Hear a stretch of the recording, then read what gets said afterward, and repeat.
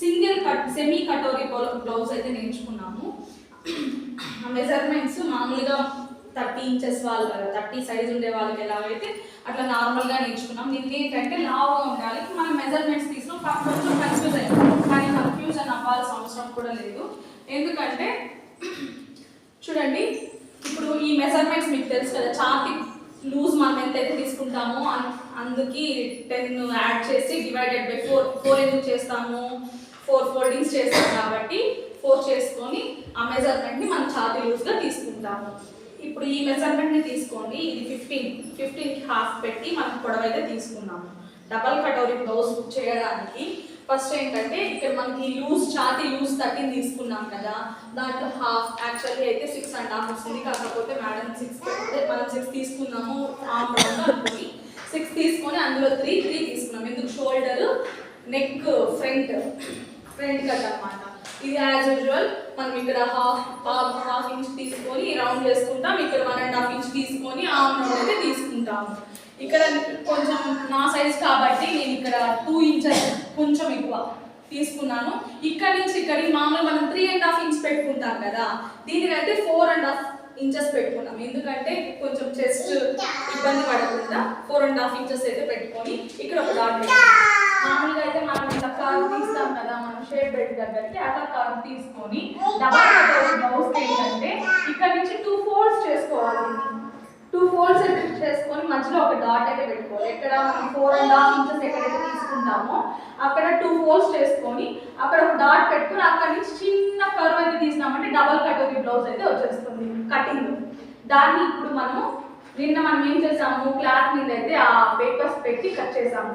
Cut చేసినప్పుడు ఈ తీసుకున్నాం కదా పైన డబల్ కటోరీకి 2 పార్ట్స్ కదా వస్తాయి.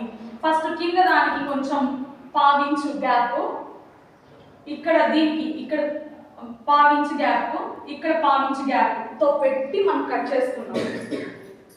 ఐడియా ఉందా? కట్ చేసుకున్న తర్వాత ఇవంతా యాడ్ చేసుకొని అయితే తీసుకున్న తర్వాత మనము సెమీ కటోరీ ఎలా అయితే యాడ్ చేస్తామో సెట్ చేసి పెడతామో సేమ్ ఇది ఇక్కడ గుండు పిన్ పెట్టుకొని దీన్ని యాడ్ చేసేసుకున్న తర్వాత మన షోల్డర్ అయితే నడుము నుంచి యాడ్ చేస్తాము.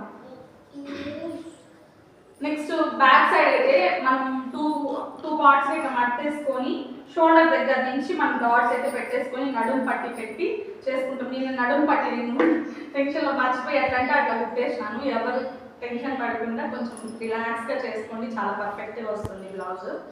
మళ్ళీ మనం నిన్న మధ్యాహ్నం నుంచి ఏం నేర్చుకున్నాము, మోడల్స్ ఏ విధంగా పెట్టాలి, ఫ్రిల్స్ బఫ్ హ్యాండ్స్ ఏ విధంగా పెట్టాలి, ఎన్ని ఇంచెస్ తీసుకోవాలి, సమోసాస్ ఎలా పెట్టాలి, బాల్స్ ఎలా పెట్టాలి, ఎలా పెట్టి కుట్టాలి, దాన్ని బ్లౌజ్ కానీ వెనకాల నెక్కి ఇక్కడ కానీ ఏ విధంగా పెట్టుకోవచ్చు, మోడల్స్ మన ఇష్టం, క్రియేటివిటీ మన ఇష్టం. సో అలా చేసి కుట్టడం అయితే నిన్న మనం క్లాస్లో నేర్చుకున్నాం. ఒకటి మనం ఏదైనా అనుకుంటే సాధిస్తాము, కానీ మన వల్ల కాదు, మనం చెయ్యలేము అంటే ఎప్పుడు ఆ ప్లేస్లోనే కింద ప్లేస్లో ఉండిపోతాము. అలాంటి థాట్స్ ఎవరికైనా ఉంటే ఈ రోజు నుంచి అయినా అందరం చేంజ్ అవుతాం, మనం కుట్టగలము అనే కాన్ఫిడెంట్ లెవెల్స్ మనం అందరం పెంచుకుందాము. మీరు ముందెళ్ళిపోతున్నారు, మేము వెనకాల వెళ్ళిపోతున్నాము, కాకపోతే అందరం ఒకటే. కుట్టే విధానంలో కొంచెం గ్యాప్ ఉంటుందంటే, కాకపోతే రాంగ్స్ వచ్చినా కానీ మన మంచిగా ఏది ఎంత తప్పులు వచ్చా మేడం అడిగి కనుక్కొని కుడుతున్నాం కాబట్టి మనకి ఇంకెప్పటికీ గుర్తుండే విధంగా మనం చేసుకున్నాం. Thank you so much. ఈ అవకాశం ఇచ్చిన UBRCT వాళ్ళకి ప్లస్ నేను ఇంకొకటి చెప్పాలనుకుంటున్నాను.